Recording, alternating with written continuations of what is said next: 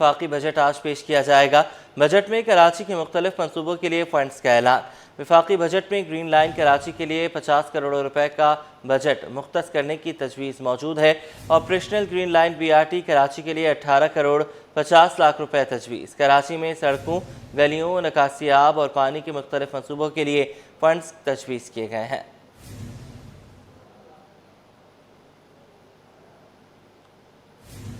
پاکستان کا اقتصادی survey report جاری کر دی۔ وفاقی وزیر خزانہ محمد اورنگزیب نے کہا ہے کہ قرض کی ادائیگی پاکستان کے لیے سب سے بڑا خدشہ ہے۔ کہا کہ مہنگائی کی شرح کم ہونے پر شرح سود 11% پر آ گئی ہے۔ شرح سود میں کمی ہونے سے قرض کی ادائیگی میں کمی آئی ہے۔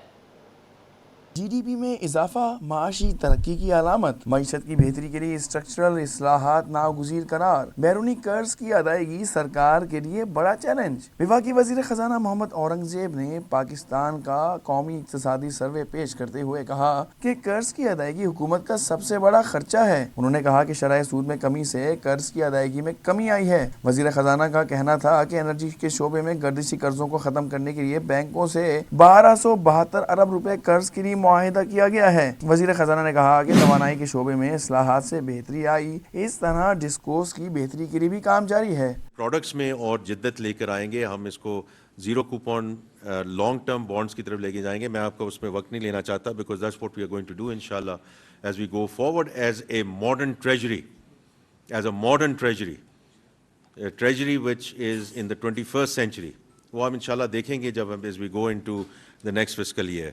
تو اس لیے اس وقت جو بینکوں کے ساتھ مارک اپ لیا گیا ہے یہ آپ کے سامنے آ جائے گا، آپ کی اس میں بالکل اطمینان ہوگا، آپ فکر نہ کریں کہ اس میں it's a very very fair deal۔ انہوں نے کہا کہ 2023 میں ملکی شرح نمو منفی تھی، جس میں گزشتہ مالی سال میں بہتری آئی ہے جو 2% رہی، اور اس سال میں مزید بہتری ہوئی۔ وزیر خزانہ نے کہا کہ عالمی اداروں نے ہم پر اعتماد کا اظہار کیا۔ یہ بھی کہا کہ معاشی محاذ پر ایک جنگ جاری ہے۔ IMF کی میٹنگ سے پہلے انڈیا نے کوشش کی کہ پاکستان کے لیے دوسری قسط کے جاری کرنے کے لیے ایگزیکٹو بورڈ کے اجلاس پر یہ ایجنڈے پر ہی نہ آئے۔ مالیاتی ادارے ہمارے ساتھ کھڑے ہیں۔